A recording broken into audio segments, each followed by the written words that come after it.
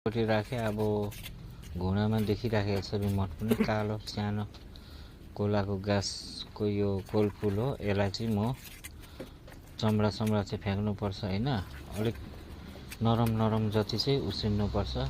त्यसलाई चाहिँ यसो गरेर खाने हो। निमक पनि हाल्नुपर्छ। आलु र कोपी पनि काट्दैछु।